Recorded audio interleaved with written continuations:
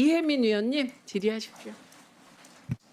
네, 조국혁신당 이혜민입니다. 저는 오늘 윤석열 정부 하에 방통위가 그동안 얼마나 일을 안 해왔고 얼마나 미뤄왔고 그래서 오늘날의 방미통위가 할 일이 얼마나 많은지 하나하나 짚도록 하겠습니다. 반상건 직무대리님, 예. 얼마 전에 KT하고 롯데카드 해킹 국회 청문회가 있었습니다. 혹시 보셨나요? 예. 당시 저는 왜 롯데카드는 주민번호와 연계정보 CI가 다 유출됐냐, 한꺼번에 보관했냐 이런 질문을 했었어요. 2번 슬라이드요. 그랬더니 그 롯데카드에서 방통위가 주민번호와 CI 분리 저장 관련된 시행령을 2027년 5월부터 적용한다고 했으니 우리 잘못이 아니다라는 뜻으로 답을 줍니다. 고객 보안 위해서라면 사실 시행령 적용 시점이 늦더라도 분리 보관해서 써야죠. 저렇게 대답하는 롯데카드는 정말 보안 인식 자체가 낮았던 거고. 3번 슬라이드요. 동시에 그럼에도 불구하고 이 부분에 대해서 우리는 롯데카드의 법적 책임을 물을 수가 없어요. 국회에서 분리해라라는 법안을 통과시켰는데 해당 기관인 방통위가 시행령 적용 시점을 뒤로 쭉 미루면서 면죄부를 줬기 때문이고요. 이렇게 개인정보 보호를 위한 시행령 미비가 곧 해킹 위험으로 연결이 됩니다. 지금 상태면요, 롯데카드하고 비슷한 해킹 사고 발생해도 2027년 5월까지 법적 책임 물을 근거가 없어요. 4번 슬라이드요. 국회에서 이 두 정보를 반드시 분리 저장 관리하도록 의무를 부과한 것은 재작년 12월이고요. 해당 법은 작년 1월에 공포됐고 시행은 작년 7월로 되어 있었습니다. 그런데 방통위가 정작 시행령 내놓은 건 올해 5월이고 놀랍게도 2년 뒤인 2027년부터 적용되도록 했어요. 시행이 늦어진 사유를 저희가 물어봤더니 이렇게 답변이 왔습니다. 핑계가, 이거 보시면 핑계가 너무 구구절절한데요. 좀 솔직하면 좋겠습니다. 그때는 김홍일 씨 재임 기간이었고 의결하고 있던 시기였어요. 그리고 시행령은 법 시행일인 7월 이전에 마련이 됐었어야 되잖아요. 망법 시행일이 지나고 나선 그 후에야 위원회 개최가 불가해 의결을 못했어요. 이 말도 안 되는 핑계를 저렇게 정성스럽게 써서 답변으로 제출하시면 어떡해요. 참고로 김홍일 씨는 7월에 탄핵 소추안 발의가 되니까 사표 쓰고 도망갔죠. 그리고 이진숙 씨가 왔죠. 민감 정보 분리 조치는 기업들도 보안 위해서는 지금 당장 상식적으로 해야 되는 게 맞습니다. 2년씩이나 더 필요하지 않다고 보고요. 지금 즉시 시행돼야 됩니다. 직무대리님, 시행령을 앞당겨야 된다고 저는 보는데 고시 개정도 의결이 필요할 것 같아요. 그러니까 위원회 구성되면 가장 먼저 의결 안건으로 올려주시기 바라고요. 해킹 관련된 내용이라서 우선순위 둘 것을 약속하실 수 있으세요?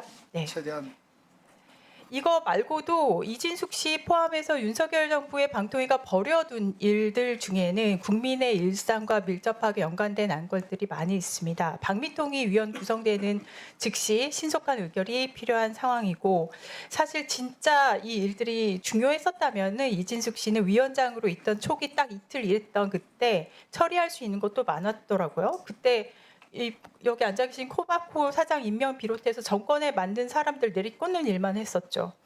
방미통위로 넘어온 일들 중에 우선 몇 개 봅시다. 지상파 방송 사업자 제허가 유효 기간이 이미 작년 말로 만료가 된 건 알고 계시죠? 예. 그것도 그렇고.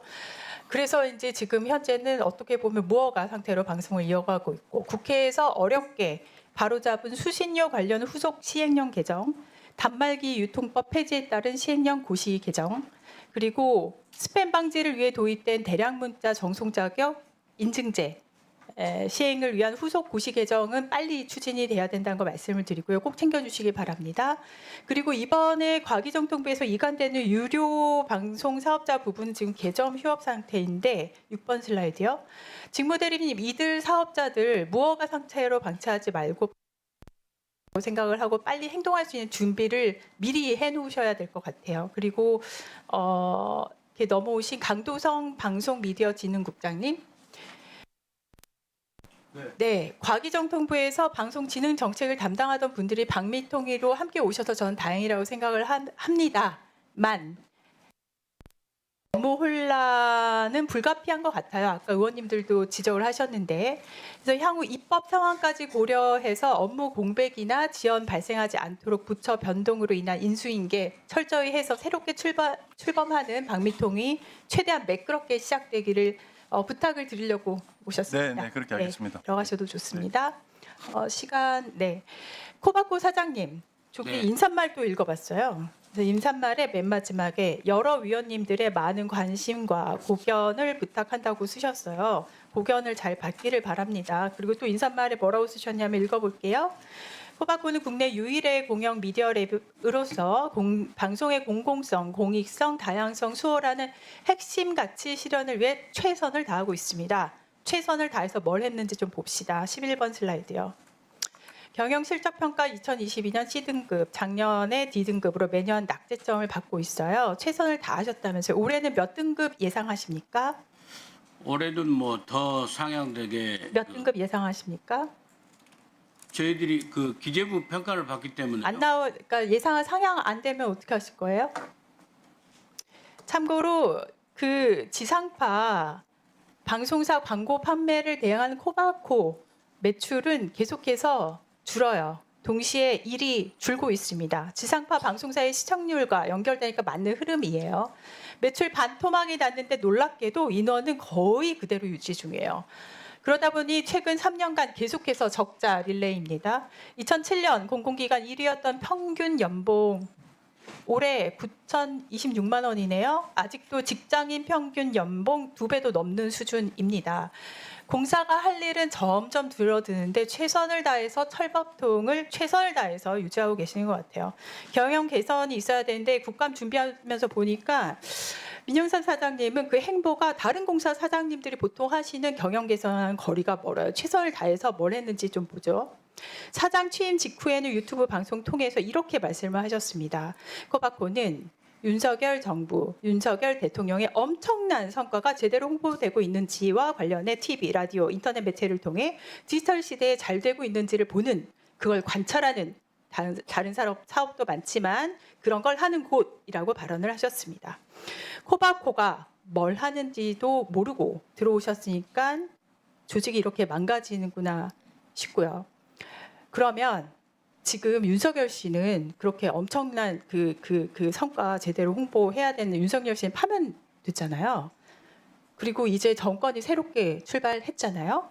그러면 이재명 대통령의 성과는 제대로 홍보를 되고 있는지, 조금 전에 말씀하신 홍보되고 있는지 모니터링을 하십니까, 안 하십니까?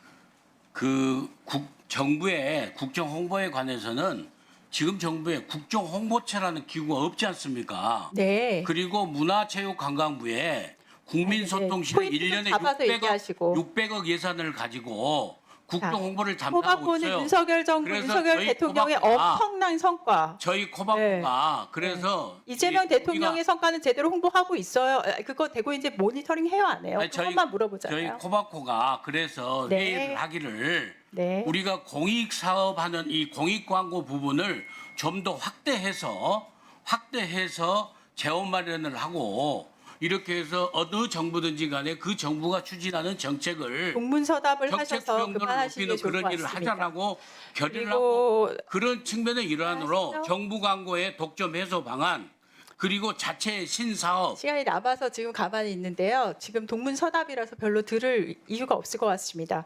그리고 보수 유튜브 채널 출연해서 사표 던지고 나와버리고 싶기도 했다고 하셨습니다. 기관 더 망가지기 전에 세금 그만 축내시고 지금이라도 그만두시는 게 맞을 것 같고요. 나오고 싶다면서요. 이진숙 씨에 이어서 월급 루팡 남매라고 해야 할 것 같습니다. 지금 공공기관 지금 여기 앉아 계신 분들 다 여기도 그렇지만 세금 받고 일하시고 있어요. 세금 받는 대로 본인이 해야 되는 일을 해야 된다고 생각을 합니다.